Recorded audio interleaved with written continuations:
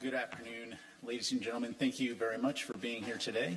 It is my pleasure to introduce Secretary of Defense Lloyd Austin III. Secretary will deliver some opening remarks, and then we'll have time for a few questions. I will call on those journalists and would ask to limit any follow-ups since we do have a limited amount of time available today. With that, over to you, Mr. Secretary. Thanks, Pat. Good afternoon, everyone. It's great to be back at NATO. And let me thank Secretary General Stoltenberg for hosting all of us this week and for his steadfast leadership of this alliance. Today was our first meeting at the ministerial level since the historic Madrid summit in June, and it's been a very productive day.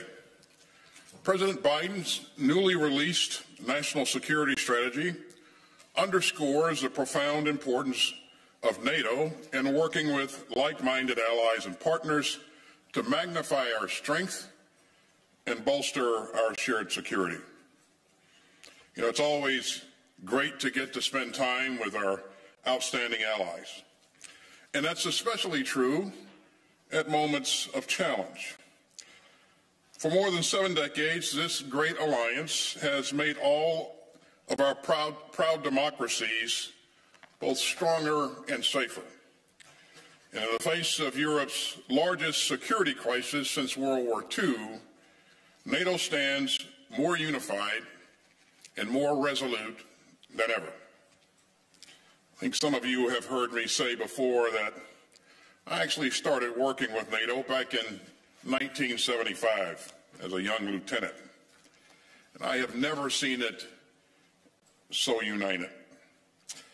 Today, this proud alliance of free countries stands together to condemn Russia's illegal and unprovoked invasion of Ukraine. You know, Putin thought he could easily conquer his peaceful neighbor. Yet the Kremlin's war of choice is now in its 8th month. Putin's mobilization effort, his bellicose rhetoric, his cruel attacks on civilian targets, and his hollow attempt to annex Ukrainian territory all show how Ukraine's courage and skill have disrupted Russia's hope for a quick war of conquest. NATO continues to make clear that we will not be dragged into Russia's war of choice, but we will stand by Ukraine as it fights to defend itself. And we will continue to strengthen NATO's collective defense. NATO has responded robustly and decisively to Russia's imperial invasion. And our determination to protect every inch of NATO territory is unwavering. Allies have placed tens of thousands of troops under direct NATO command, along with significant air and naval assets. And I'm deeply proud of the progress that we've made in the past several months to protect all allies from Russian aggression. Today, we discuss the work that we've done since the recent NATO summit. And I know that we are laser focused on implementing the decisions taken by our leaders in Madrid. We discussed additional steps that the alliance is taking to strengthen our collective defense. And we had frank and productive conversations about how Russia's invasion of Ukraine affects allied security. We discussed our efforts to address the critical issue of ammunition stockpiles and defense industrial capacity. And I'm confident that our work here will help ensure that our allies maintain credible deterrence and defense while we continue our steadfast support of the brave citizens of Ukraine. And we all know that we all share the responsibility to procure, prepare, and provide ready capabilities and forces to prepare this alliance for challenges to come. Now, we were joined today by Finland and Sweden, two proud democracies that are close to joining NATO. Their decision to apply for membership is an historic step. It reflects the power of NATO's core democratic values and NATO's critical role in upholding the rules-based international order. And their membership will greatly enhance the alliance's capabilities and strengths. So I encourage all of our valued allies to ratify the protocols for accession as soon as possible so that we can welcome both of these highly capable democratic partners into the alliance. Let me say again, NATO poses no threat to Russia and seeks no confrontation with Russia. But our defensive alliance will, as it always has, protect every inch of NATO territory. NATO's preeminent task has not changed: to defend each and every ally's sovereignty and territorial integrity. And America remains profoundly committed to that task and to our NATO allies and to Article 5. I want to thank you all for being here today, and with that, I'm happy to take a few questions. Thank you, Mr. Secretary. Our first question will go to Phil Stewart from Reuters.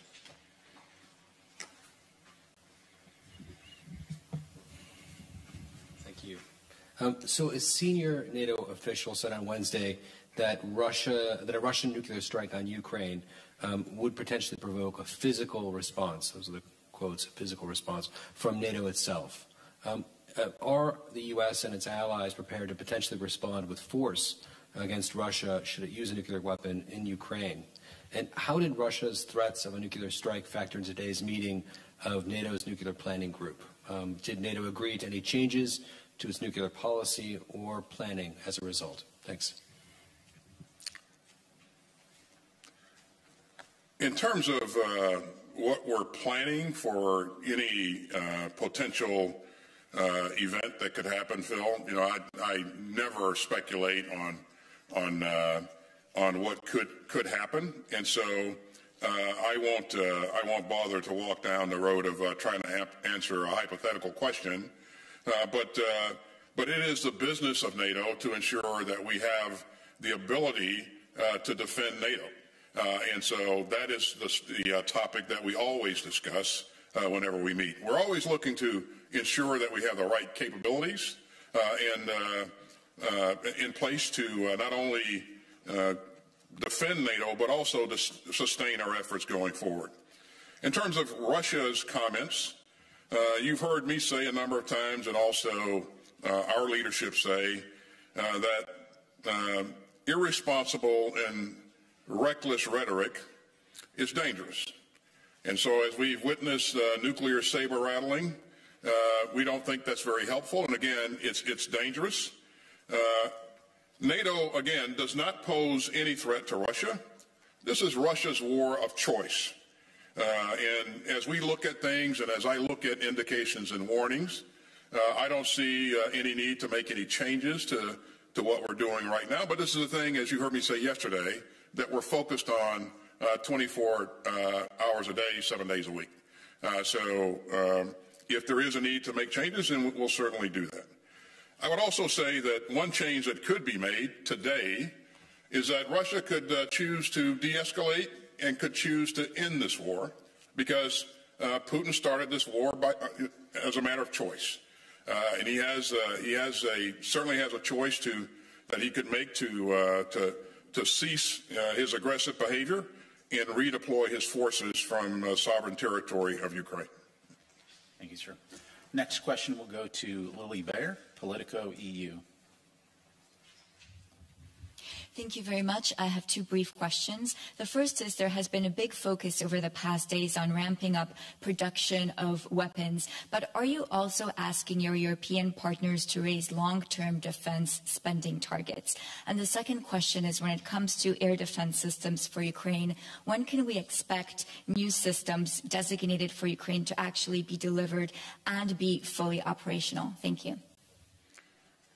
In terms of new systems that we are focused on providing, as you know, we're providing systems that can meet the immediate needs. And we're also procuring systems that will take longer to produce and introduce into the theater. Some of these systems could take weeks or months. Other systems may take years. For example, you heard us mention a couple of days ago that we're going to provide Ukraine with 18 additional HIMARS. we purchase those HIMARS, but it'll be a couple of years before they're actually produced and introduced. In the meantime, we've provided 4 HIMARS systems that will be introduced immediately, and that'll give them additional capability to the capabilities that they have right now. And by the way, they've been using that capability very, very effectively. And the first part of your question again was? About encouraging European partners to potentially spend more. Yeah, you've heard us say that 2% of their GDP, thank you, is what we would expect that they would invest. But as we see things develop, we would encourage countries to go above that 2% because we're going to have to invest more in expanding industrial bases and making sure that we're doing the right things to replace some of those things that we provided to Ukraine. Thank you. Our next question will go to Liz Frieden, Fox. Secretary Austin, today, referring to the U.S. national security strategy, you called China the most consequential challenge the U.S. is facing. China's a priority for the U.S. Is it a priority for NATO? And if so, how is NATO going to respond to China's rise? Yeah, so you have heard me talk about or describe China as a pacing challenge, and I've described it as a challenge. You also see it addressed in our newly released national security strategy, and I think you heard National Security Advisor Jake Sullivan talk about this most recently. Again, China has the economy, it has invested in technology, it has the military capability to challenge the status quo in a number of places, and so we see that as a longer-term challenge. And, China is addressed in our strategic concepts document in NATO. So certainly that's a thing that NATO countries have been focused on. Of course, the most pressing issue right now is Russia, as it has invaded Ukraine. But certainly China is a thing that we, the United States of America, will focus on even as we deal with the very tough problem that Russia has presented us with and presented the alliance with. And again, China is addressed in the strategic concepts document for NATO. Thank you so much. And follow up on Politico's question, actually. Is there a chance that, you said HIMARS, some of them could take years to get into Ukraine. Could it become a forever war in Ukraine? Well, I certainly won't speculate on how long the war is going to last, and certainly we don't want to see a forever war. This war could end today. As you heard me say earlier, it's a choice of one man, Putin. And so I would call upon him to change his decision and cease what he's done to terrorize and murder innocent civilians. So. Thank you, sir. Our next question, final question, will go to Ilya Ponomarenko from Kyiv Independent. Mr. Secretary, what is the reason behind the U.S. not providing Ukraine with artillery pieces like M198? They are pretty old, but still they're good, not as modern as M777. But they're modern, they're good, and there's so many of them, and they are going out of operation of the U.S. armed forces. So why not unfolding them while Ukraine is asking for as many artillery pieces as possible, and the quantity also matters for its growing military. So why not unfolding them too? Great question. I think you're testing my knowledge of our tactical systems here, right? Okay, you may be aware of the fact that the M777 is a superior weapon system in terms of its ability to fire at longer ranges, and it is a very accurate weapon system, and the Ukrainians have been very happy with that weapon system and the effects that they've been able to create using it. They've also been provided a number of other 155 howitzers from various countries.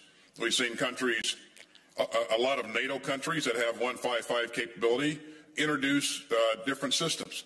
And so, one of the limiting factors is not just the howitzer, but it is also the ammunition for that howitzer. So, again, we provided them with the most accurate weapon in the inventory, and also the one that can shoot at longer ranges. Our allies continue to step up to the plate and deliver great capability, and so I think the 1908, there are a lot of numbers, a lot of systems in the inventory, as you pointed out, but the 777, I think, gives them more of what they need: the ability to shoot at a bit longer range and the accuracy that they deserve. So, the final comment I would make, by the way, is that our allies, we met yesterday in the Ukraine Defense Contact Group, and we encouraged our allies to provide as much of what Ukraine said that it urgently needed as quickly as possible. And what it described, what the leadership described that they needed yesterday, most was air defense capability. So you've heard the United States say that, we're going to provide NASAMS. You heard us say yesterday that Germany is providing an IRIS-T system, and that's being moved in as we speak. And just today, one of our allies came back one day later and said that they were going to push in additional Hawk systems, which the Ukrainians had asked for. So we thank Spain for its very, very rapid response. We would encourage the rest of our allies to dig deep and provide additional capability as well. And I feel confident that our allies will do that. So thank you very much. Thank you, Mr. Secretary. Ladies and gentlemen, that is all the time we have available today. This concludes our press briefing. Thank you.